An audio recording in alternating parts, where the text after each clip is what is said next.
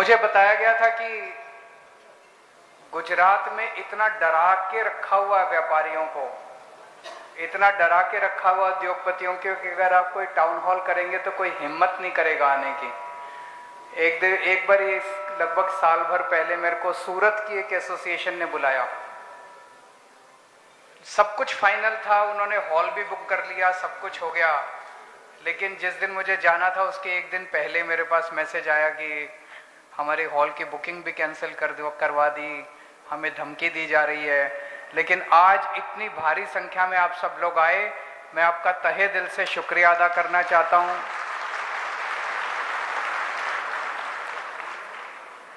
अभी बहुत सारे साथियों के मैंने प्रश्न सुने, आज मैं आपकी बात सुनने के लिए आया हूं, लेकिन अभी भी बहुत सारे साथी ऐसे हैं जिनके हाथ खड़े हुए थे।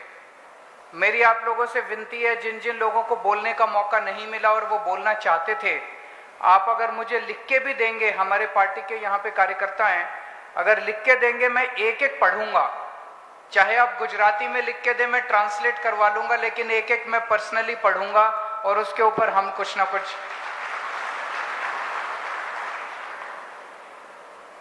27 साल हो गए बीजेपी को गुजरात में।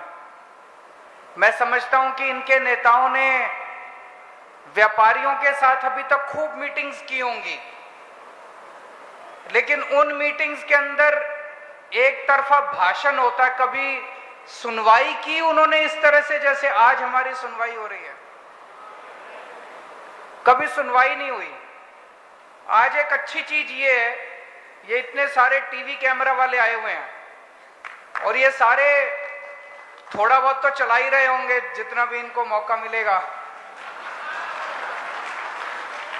तो आज आपकी बात मुख्यमंत्री बैठ के सुन रहे होंगे पक्का, आज आपकी बात पाटिल साहब भी सुन रहे होंगे बैठ के। तो मैं समझ रहा हूं अभी जिन जिन लोगों ने अपनी अपनी बात रखी, हो सकता है अगले 2-3 दिन के अंदर 2-4 बातों के ऊपर तो अमल हो ही जाएगा। अभी तो चुनाव आए नहीं है, लेकिन काम होना शुरू हो जाएगा। अभी कई सारे साथियों ने कई सारे बातें रखी। एक कहा गया कि दिल्ली में प्रोफेशनल टैक्स है क्या? दिल्ली में प्रोफेशनल टैक्स नहीं है।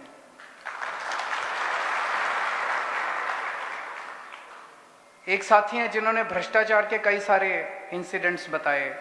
2.5% असेसमेंट के टाइम पे देना पड़ता है, रियल एस्टेट में बहुत सारा करप्शन है, उसके ऊपर अभी मैं चर्चा करूंगा। एमएसएमई के बहुत सारे साथी आए हुए हैं, उन्होंने बताया एमएसएमई मेरे हिसाब से हमारे देश की अर्थव्यवस्था की रीढ़ की हड्डी है।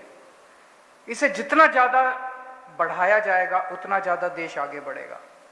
लेकिन आज अनफॉर्चुनेटली बातें सारी पार्टियां करती हैं, भाषण सारी पार्टियां देती है, एमएसएमई का नाम सारे लेते हैं, लेकिन जब काम करने की बारी आती है तो सबसे ज्यादा निचोड़ा एमएसएमई के लोगों को जाता है। उनको सबसे ज्यादा दुखी करके रखा हुआ है सभी सरकारों ने।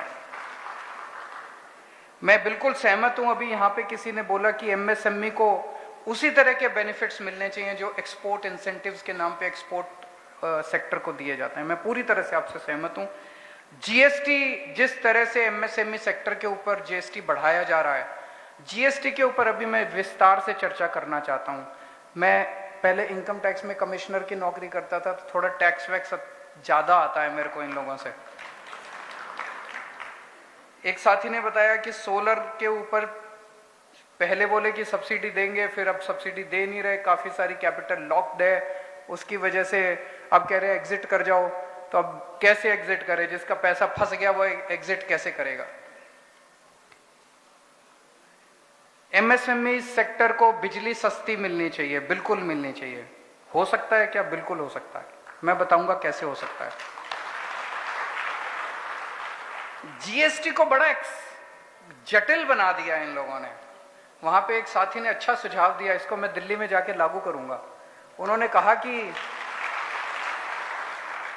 एक आम छोटा व्यापारी, जीएसटी का कंप्लायंस की कॉस्ट इतनी ज्यादा है, अगर आप जीएसटी के सारे कानून को लागू करना चाहो तो इतनी चार्टर्ड अकाउंटेंट की फीस देनी पड़ती है, इतने टैक्स एक्सपर्ट्स की फीस देनी पड़ती है, आदमी कमाएगा कि उनकी फीस देगा?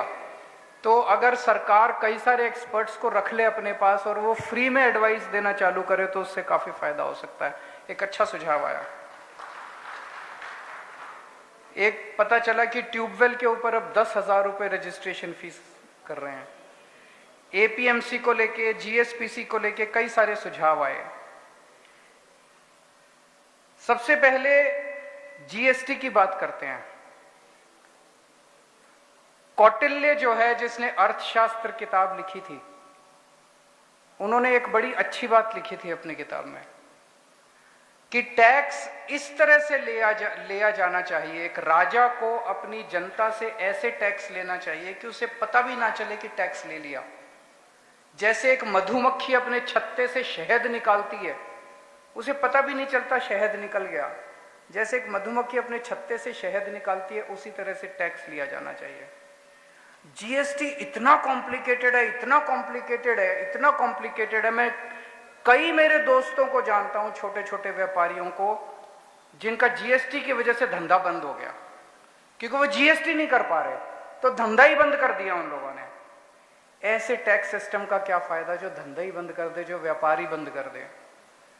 हमें पूरे देश के अंदर ऐसा टैक्स सिस्टम की जरूरत है जो कि आसानी के साथ लोग, सबसे पहले क्या जरूरत है? टैक्स बाद में आता है, पहले अर्थव्यवस्था तो चले, व्यापार तो चले, इंडस्ट्री तो चले, रोजगार तो मिले लोगों को, दुकानें तो चले, उद्योग तो चले।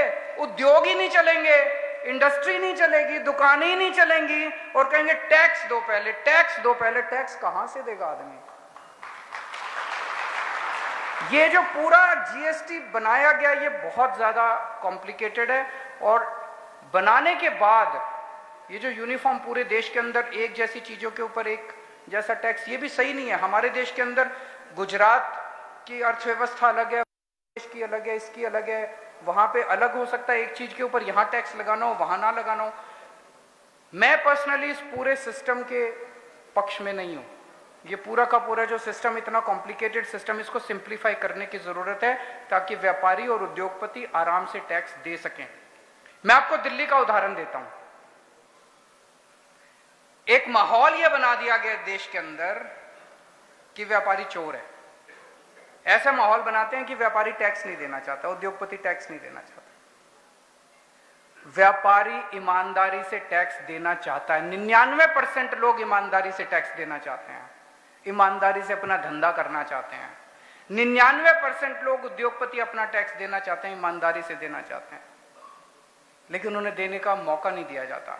ऐसा जटिल बना दिया जाता है, फिर ले दे के सब सेटल करना पड़ता है। दिल्ली में जब हमारी सरकार बनी पहली बार 2015 में, उस साल दिल्ली का टोटल रेवेन्यू सरकार का 30,000 करोड़ था। आज 7 साल के बाद दिल्ली का रेवेन्यू 75,000 करोड़ है। ये टैक्स तो व्यापारियों ने ही दिया और ये टैक्स तो उद्योगपतियों ने ही दिया, आप ही लोगों ने दिया हमें टैक्स। और हमने आने के बाद रेड राज बंद कर दिया, रेड मारनी बंद कर दी। मैंने सब इंस्पेक्टर, जितने हमारे जीएसटी पीएसटी के जितने इंस्पेक्टर थे, सबको बोल दिया कमरे के अंदर बैठो, कोई बाहर नहीं जाएगा। व्यापारियों के ऊपर भरोसा करना सीखो, व्यापारियों के ऊपर भरोसा करना सीखो, ईमानदारी से। मुझे याद है, एक साल 17 या 18 की बात है, दिवाली का टाइम था। कुछ व्यापारी, मनीष सिसोदिया जी हमारे फाइनेंस मिनिस्टर हैं, कुछ व्यापारी मनीष सिसोदिया जी के पास आए, बोले जी वो आपके इंस्पेक्टर आजकल खुलेआम बाजार के अंदर घूम रहे हैं और लोगों से दिवाली इकट्ठी कर रहे हैं, दिवाली के नाम पे पैसा इकट्ठा कर रहे हैं। होता है ना, होता है कि नहीं होता है? दिवाली के नाम पे पैसा इकट्ठा कर रहे हैं। कोई और फाइनेंस मिनिस्टर होता तो वो इंस्पेक्टर्स को बुला के पूछता कितना इकट्ठा कर लिया, मेरा कहां है। मनीष सिसोदिया ईमानदार आदमी है, उसने अगले दिन फुल पेज ऐड निकाल दिया और उसके ऊपर व्हाट्सएप का अपना नंबर डाल दिया और उसने कहा कि अब अगर कोई इंस्पेक्टर आपसे लेने आए, उसकी फोटो खींच के मेरे को व्हाट्सएप कर देना। सारे इंस्पेक्टर्स ने दिवाली इकट्ठी करनी बंद कर दी। हमारी ईमानदार सरकार थी, इसीलिए हम लोग ये कर पाए। तो दोस्तों, जीएसटी जो है, जो जिस तरह से जीएसटी देश के अंदर बढ़ाया जा रहा है, अभी थोड़े दिन पहले इन्होंने दही के ऊपर जीएसटी लगा दिया, छाछ के ऊपर जीएसटी लगा दिया, लस्सी के ऊपर जीएसटी लगा दिया, आटे, गेहूं, चावल के ऊपर जीएसटी लगा दिया। पता नहीं और क्या बचा है जिसके ऊपर जीएसटी, हवा के ऊपर जीएसटी लगाना और बाकी है। दिल्ली के अंदर हमने एक काम किया, भ्रष्टाचार खत्म किया सरकार के अंदर से। भ्रष्टाचार खत्म करने से इतना पैसा बचने लगा, इतना पैसा बचने लगा हमारे पास। जैसा मैं आपको एक उदाहरण देता हूं, सबसे पहला हमारा एक फ्लाईओवर है वजीरपुर का, उसके बाद इस तरह के कई उदाहरण हुए जो हमने फ्लाईओवर बनाना था, 325 करोड़ का बनना था। अक्सर देखा जाता है कि सरकारों के अंदर जब काम होता है, 325 करोड़ का काम होना होता है, तो वो बढ़ते बढ़ते बढ़ते 1,500 2,000 करोड़ तक का चला जाता है। एक साल में होना होता है, 7 साल 8 साल में चल जाता है। हमने वो फ्लाईओवर 225 करोड़ की बजाय 200 करोड़ के अंदर पूरा कर दिया। एक फ्लाईओवर में 125 करोड़ रुपए बचा लिए, क्योंकि हम पैसे नहीं खाते। और इस तरह से हर काम के अंदर हमने पैसा बचाना शुरू कर दिया। तो दिल्ली के अंदर आज एक तरफ सरकार हमारी सरप्लस में चल रही है, फायदे में चल रही है। ये मैं नहीं कह रहा, इस साल की सीएजी की रिपोर्ट आई है। सीएजी की रिपोर्ट में लिखा है पूरे देश में अकेली दिल्ली सरकार है जो नफे में चल रही है, फायदे में चल रही है, घाटे में नहीं चल रही हमारी सरकार। तो टैक्स नहीं बढ़ाया हमने 5-7 साल में, रेड बंद कर दी हमने, अपने व्यापारियों के ऊपर भरोसा किया और हम लोगों ने इतनी सारी चीजें फ्री कर दी वहां पे। बिजली फ्री कर दी, पानी फ्री कर दिया, शिक्षा इतनी अच्छी, इतने स्कूल खोल दिए, सरकारी स्कूल इतने शानदार कर दिए। दिल्ली के 2 करोड़ लोग हैं, 2 करोड़ लोगों का हर आदमी का इलाज पूरा मुफ्त कर दिया हम लोगों ने। बड़े से बड़ा ऑपरेशन भी कराना है, कैंसर भी हो जाए आपको, आपका सारा इलाज, सारी दवाइयां, सारे टेस्ट, सब कुछ मुफ्त है दिल्ली के अंदर, दिल्ली के लोगों के लिए। इतनी सारी चीजें कर दी, पैसा बहुत बचने लगा। एक तो हमने भ्रष्टाचार खत्म कर दिया, और एक सरकारों में फिजूल खर्ची बहुत होती है। 10 रुपए का काम होता है तो 100 रुपए में, 10 रुपए का काम 100 रुपए में करवाते हैं। पैसा बचाना शुरू किया हम लोगों ने। मुझे ये लगता है ये मंत्र है, और नहीं तो कोई अंत ही नहीं है। जनता पैसा दिए जा रही है, जनता से पैसे लेते रहो, जनता पैसा दिए जा रही है, जीएसटी बढ़ाते जाओ, जीएसटी बढ़ाते जाओ, इसका कोई अंत तो नहीं है। आपको ऊपर से आप ले रहे हो और नीचे से आपकी वो निकलता जा रहा है पैसा, भ्रष्टाचार के रूप में, फिजूल खर्ची के रूप में, सारा लीकेज ही लीकेज, लीकेज ही लीकेज। जब तक बंद नहीं करोगे तब तक कैसे होगा। तो आज मैं 5 बातें, 5 प्रॉमिस, 5 गारंटी गुजरात के व्यापारियों को देके जा रहा हूं।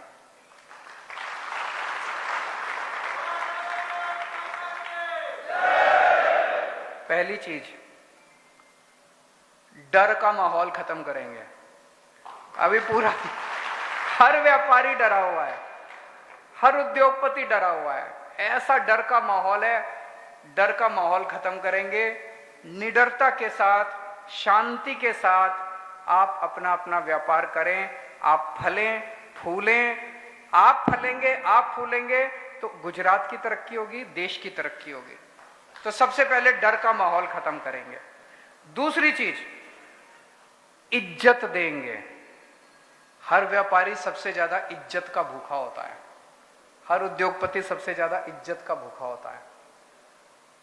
पैसे तो कमा लिए, लेकिन जब वो किसी सरकारी दफ्तर में जाता है और उसको दुत्कारा जाता है ना, उसको बड़ा बुरा लगता है। यार, मैं सरकार को टैक्स देता हूं और मेरे साथ इस तरह के। जब कोई पॉलिटिशियन से मिलने के लिए जाता है और पॉलिटिशियन से दुत्कारता है तो बड़ा बुरा लगता है। इज्जत देंगे, व्यापारियों की इज्जत होगी, भ्रष्टाचार से मुक्ति देंगे। ये केवल आम आदमी पार्टी कर सकती है और इस देश में कोई नहीं कर सकता। भ्रष्टाचार से मुक्ति केवल हम दे सकते हैं, कट्टर ईमानदार लोग हैं, और ये इनको चुभ रहा है। आजकल खूब कीचड़ फेंक रहे हैं हमारे ऊपर, खूब कीचड़ फेंक रहे हैं। कभी सत्येंद्र जैन को गिरफ्तार करेंगे, अब मनीष सिसोदिया को। कीचड़ चिपक नहीं रहा हमारे ऊपर। जनता पता है ये लड़के बड़े ईमानदार हैं, कट्टर ईमानदार लोग हैं। दिल्ली में हमने भ्रष्टाचार, सरकार के अंदर भ्रष्टाचार लगभग खत्म कर दिया। हमने एक नया सिस्टम शुरू किया दिल्ली में, door step delivery of services. अब दिल्ली सरकार की 300 सेवाएं, 300 सेवाओं में तो सब कुछ ही आ गया। अगर आपको कोई लाइसेंस बनवाना है, कोई बिजली का नया कनेक्शन लेना है, कुछ भी काम दिल्ली सरकार से कराना है, पहले क्या होता था, आप छुट्टी लेते थे, दफ्तर जाते थे, लाइन में लगते थे, जब नंबर आता था तो बाबू 2 ऑब्जेक्शन लगा देता था, फिर 3 बार 4 बार चक्कर काटने के बाद आदमी दलाल को पकड़ता है और कहता है यार छोड़ मैं। अब आपको कुछ करने की जरूरत नहीं है। जैसे आप पिज्जा ऑर्डर करते हो, आप एक फोन नंबर घुमाते हो, पिज्जा वाले को बोलते हो और वो आपके घर डिलीवर करता है। अब अगर आपको दिल्ली में दिल्ली सरकार से कोई सुविधा चाहिए तो हमने एक नंबर जारी किया 1076, वो दिल्ली से ही लगता है। दिल्ली अगली बार जाएं तो इस नंबर पे डायल करके देखना 1076। इस नंबर पे आप नंबर घुमाइए और आप बोलिए कि मेरे को दिल्ली सरकार से ये काम करवाना है। आपसे दूसरी तरफ से आवाज आएगी कि सर हम आपके घर कितने बजे आए आपका काम करने के लिए।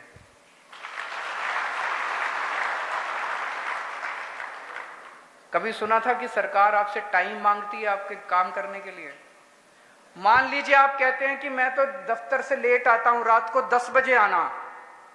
रात को 10 बजे दिल्ली सरकार का एक कर्मचारी आपके घर आपका काम करने के लिए आएगा। वो आके आपको बताएगा ये कागज चाहिए, अपने साथ एक फोटोकॉपी छोटी मशीन लेके आएगा, उस कागज की फोटोकॉपी लेके जाएगा, आपको रसीद दे जाएगा। 10 या 15 दिन के अंदर आपका बाय पोस्ट आपका काम, आपका राशन कार्ड या जो भी आपका बन के आपके घर आ जाएगा। ये सबसे बड़ा अटैक है करप्शन के ऊपर, भ्रष्टाचार के ऊपर, door step delivery of services. Gujarat में होना चाहिए, नहीं होना चाहिए? उसके लिए तो आम आदमी पार्टी की सरकार लानी पड़ेगी। भ्रष्टाचार से मुक्ति देंगे। पहली चीज डर खत्म करेंगे, दूसरी चीज इज्जत देंगे, तीसरी चीज भ्रष्टाचार मुक्त प्रशासन देंगे। 2.5% कमीशन देनी नहीं पड़ेगी असेसमेंट के ऊपर, वो भ्रष्टाचार मुक्त प्रशासन देंगे। चौथी चीज, वैट के बहुत रिफंड पेंडिंग पड़े हुए हैं और जीएसटी के भी 6 महीने के अंदर ये सारे रिफंड क्लियर करेंगे, जितने आपके पुराने रिफंड पड़े हुए हैं।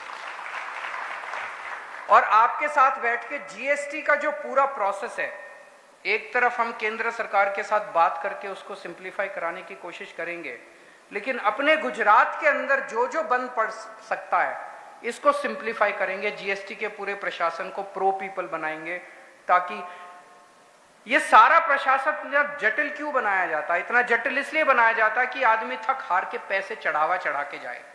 अगर नीयत साफ है तो हमें चढ़ावा चाहिए ही नहीं, हमें पैसे चाहिए ही नहीं, हमें रिश्वत चाहिए ही नहीं, ना खाएंगे ना खाने देंगे उनको। तो इसको पूरे सिस्टम को सिंप्लीफाई करेंगे।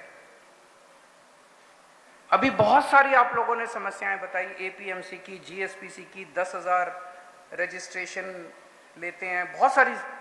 और ये जितनी अभी बताई है इतनी नहीं है, अभी तो बहुत समस्याएं हैं। इसका तरीका ये है कि हम आपको पार्टनर बना के गुजरात के अंदर सरकार का पार्टनर बनाएंगे।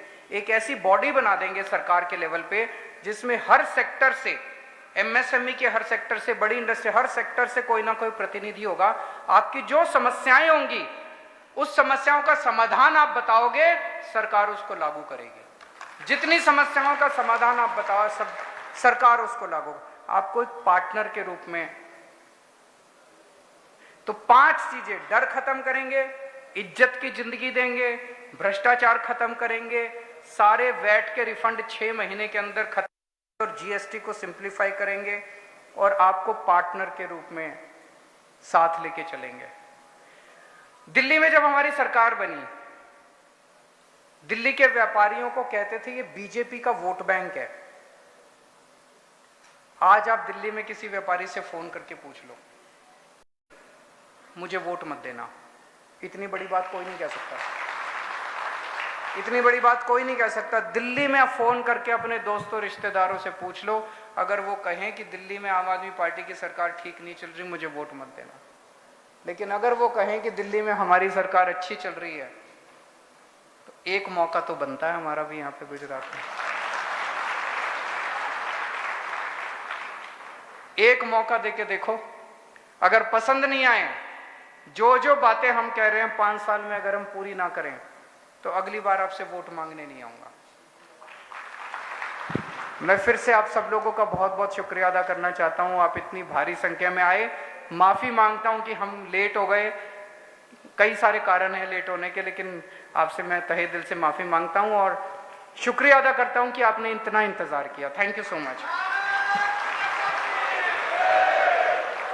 આ બદલતી રાજનીતિની તસવીર છે કે આજ સુધી દરેક પોલિટિકલ પાર્ટીઓમાં આપણે જાતા ત્યારે હિન્દુ મુસ્લિમ ધર્મની જ્ઞાતિ જાતિની વાતો થતી, આજે આ આમ આદમી પાર્ટી છે કે જે